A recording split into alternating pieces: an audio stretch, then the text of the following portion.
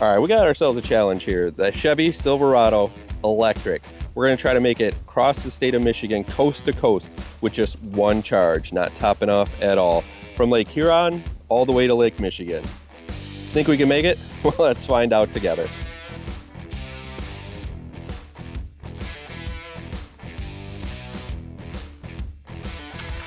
We're at 94%. We're at a charger here in Tawas in Michigan here. We got the Trail Boss Silverado, and this is the EV version. We have got a fridge plugged in, so we're gonna be pulling some power from that, of course, keeping our phones charged and everything. It's all the way across Michigan.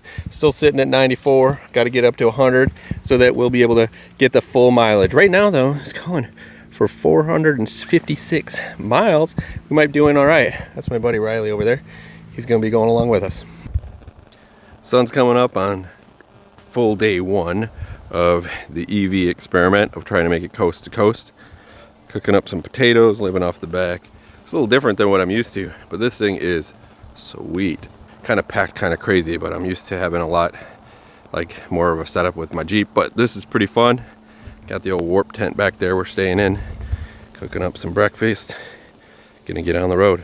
Now we're gonna try to do this as much back roads as possible. 2 tracks, gravels, actually designated off-road trails. We're not doing anything crazy out here.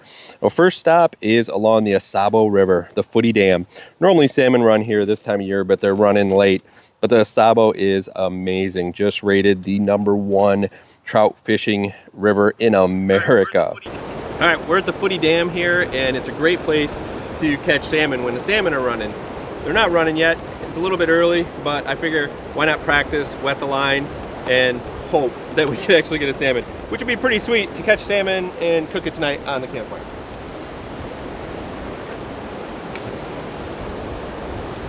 They've got these areas to fish from built, constructed just for the run, which is pretty amazing.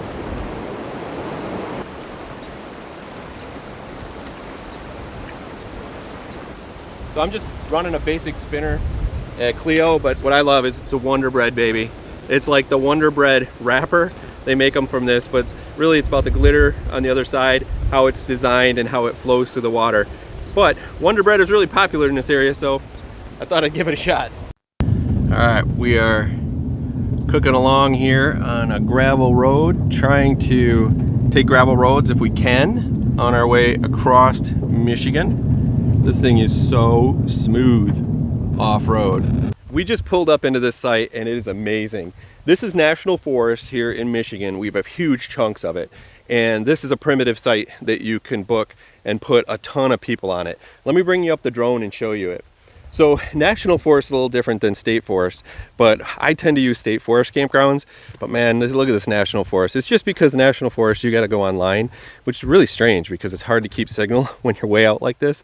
But you have to register that way. When you do get here and are able to stay here, it is so worth it. The fishing would be amazing right here. And then the fact that you can just kind of camp, the fire pits are really nice. Got some swans out there. It's just crazy. This is what Michigan's all about. This beautiful river, the Asabo. Now this is us setting up the warp tent. Now this is a buddy of mine's. This is their prototype. Should be out soon. I love the graphics on this thing and it's so fun to camp out in it. It allows for a firebox, so you can have a wood stove in here. Now it can also take a diesel heater as well. You can see the ports there that you can run the diesel heater out and the cables out there. Now, it's so nice to stay in a tent like this where you can have a wood stove. And the fall is just beautiful here in Michigan. It is absolutely color popping right now, and I love this time of year.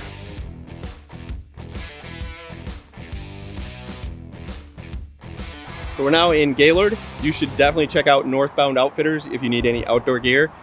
It is stacked with all the top stuff. They also have an Army surplus just down the road with a cool museum in it. We walked around the museum. I bought some wool gloves, but this outfitter is really, really nice.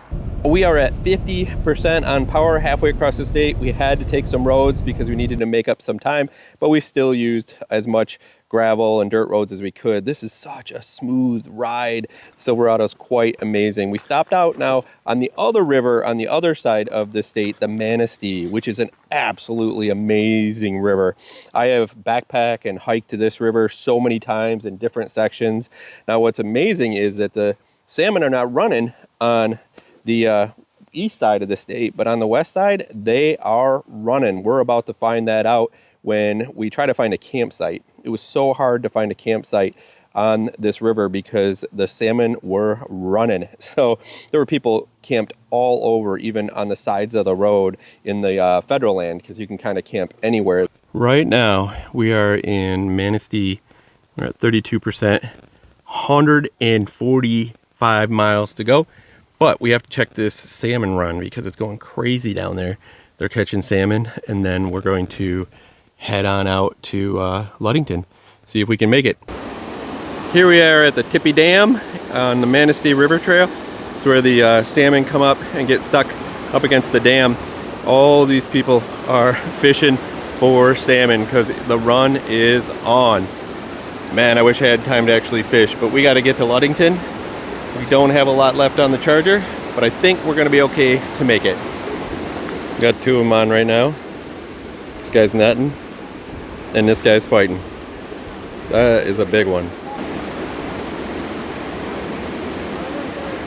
Day 3, getting in late. So we're just doing some burgers, beans. We have set up trucks down there. I will tell you in the morning what we have left. We are really close to Ludington. So it is the last morning. We're about 20 miles from Ludington, Lake Michigan. I did want to point out how much I've loved this front trunk area. We put all our soft goods there. Comes with hooks there too, but these 35s have been amazing. We haven't done anything crazy off-road, just gravel roads, but let's see where we're at on the charge. We are at 19%, 92 miles. So now when it comes to an EV, that's an interesting thing. There's pluses and there's minuses. Pluses, it's super quiet, really powerful. When you have a full charge like this that can do, almost 500 miles, this is awesome for off-country, backcountry. But now when it comes to the power system, it has that power base, but it was really finicky about keeping it on to keep the fridge on. So I had to always think about it. I wish that it wasn't quite like that for the power base, because being an overlander, you have stuff plugged in and you bring in extra power systems, where I thought this would solve that. Look at that, beautiful Lake Michigan. From Huron to Michigan. What do we got left? 15%, 67 miles to go. Oh, what an epic adventure. It has been awesome to see the back roads of Michigan in this EV vehicle. Only thing is, now we gotta go find a place to charge it. Remember, life's a hike, so hike happy in an EV.